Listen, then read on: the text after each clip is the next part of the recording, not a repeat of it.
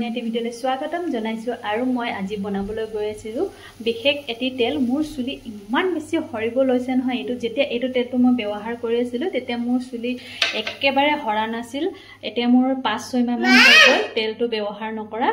চুলি ইমান বেছি হৰিবলৈ ধৰিছে নহয় সেই কাৰণে মই আকৌ তেলটো বনাম বুলি ভাবিছো তো তেলটো কেনেকৈ বনাম আপোনালোকক দেখাম আপোনালোকে ভিডিঅ'টো চাব সম্পূৰ্ণকৈ তেতিয়াহে আপোনালোকে গম পাব তো বলক ভিডিঅ'টো পলম নকৰাকৈ আৰম্ভ কৰো হাই কৰি দিছো হাই সকলোৰে ভাল নাই কৈ দে সকলো ভালনে তেল বনাম দে আমি তেতিয়াহলে বলক ভিডিঅ'টো আৰম্ভ কৰো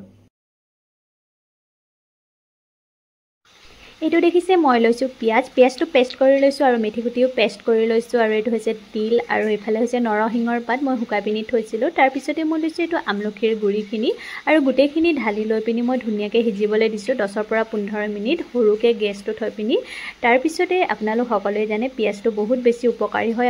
আমাৰ চুলিৰ কাৰণে চুলি গজে আৰু চুলি ঘন হয় আৰু চুলি দীঘল হয় তাৰ পিছতে মেথিত থকা প্ৰটিন আৰু নিকোটিনিক এচিডে চুলিৰ জৰৰ পৰা চুলি ভাল সহায় কৰে আৰু মেথিয়ে চুলি হৰা সমস্যাও বন্ধ কৰে তাৰ পিছত নৰসিংহৰ পাতে চুলিত শাইনিং আনে আৰু চুলি ঘন হোৱাত সহায় কৰে আৰু তিলে চুলি পকাত বাধা প্ৰদান কৰে চুলিৰ বিকাশত সহায় কৰে ৰাফ চুলিক স্মুথ কৰে চুলি হৰাও বন্ধ কৰে কিমানখিনি উপকাৰ আছে দেখিছেনে তাৰ পিছত আমলখি যিটো গুৰি আছিল সেইখিনিয়ে স্কেল্পত থকা লেতেৰাখিনি নাইকিয়া কৰে আৰু চুলি হৰাও বন্ধ কৰে আৰু হেয়াৰ গ্ৰোথ হয় চুলিৰ শাইনিং বাঢ়ে আৰু চুলি মজবুত হোৱাত সহায় কৰে বহুতখিনি উপকাৰ আছে এইখিনি বস্তুৰ আৰু আমলখিটো ভিটামিন সি থাকে সকলোৱে জানে আৰু ভিটামিন সি আমাৰ সকলোৰে কাৰণে বহুত বেছি ভাল আৰু এইটো দেখিছে তেলটো কিমান ধুনীয়াকৈ হিজি আছে আৰু যেতিয়া তেলটো হৈ গ'ল 10 পৰা 15 মিনিট তেতিয়া মই কি কৰিলো এটা গামলাত এনেদৰে বাকি ললো তাৰ পিছতে এয়া মই দেখিছে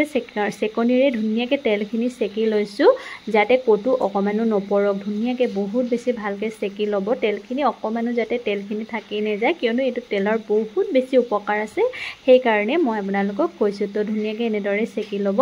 চেকি লৈ পিনি আপোনালোকে ধুনীয়াকৈ এক সাইড কৰি ল'ব আপোনালোকে আৰু চেকি হোৱাৰ পিছত তেলটো ভৰাবৰ কাৰণে এটা চিচাৰ বটল ল'ব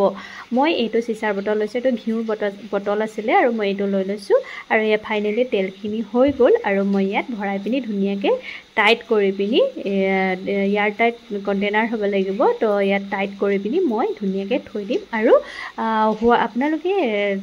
গা ধোৱাৰ এদিন আগত চুলিত ধুনীয়াকৈ মাসাজ কৰি ল'ব 10 পৰা 15 মিনিট সময় তাৰ পিছত পিছদিনাখন ধুনীয়াকৈ শ্যাম্পু কৰি পিনি ধুই দিব চাব আপোনালোকৰ চুলিখিনি হৰা সমস্যা একেবাৰে নাইকিয়া হ'ব বহুত বেছি নাইকিয়া হ'ব মোৰ বহুত বেছি চুলি হৰা আৰম্ভ হৈছে সেইকাৰণে মই আকৌ ইউজ কৰিম আগতে মই ইউজ কৰিছিলোঁ আৰু চুলি একেবাৰে হৰা নাছিল এতিয়া আকৌ বহুত বেছি হৰিবলৈ আৰম্ভ কৰিছে সেইকাৰণে মই আকৌ এইটো তেলটো ইউজ কৰিম বুলি বনালোঁ তো দেখিছে এনেদৰে ধুনীয়াকৈ টাইট কৰি পিনি আপোনালোকে বন্ধ কৰি থৈ দিব যেতিয়া ইউজ কৰিব তেতিয়া আপোনালোকে খুলি পিনি অকমান তেল স্কেল্পত লৈ পিনি ধুনীয়াকৈ মাসাজ কৰিব তো আজিৰ ভিডিঅ'টো ইমানতে সামৰণি বাই বাই ভিডিঅ' ভাল লাগিলে শ্বেয়াৰ কৰি দিবলৈ নাপাহৰিব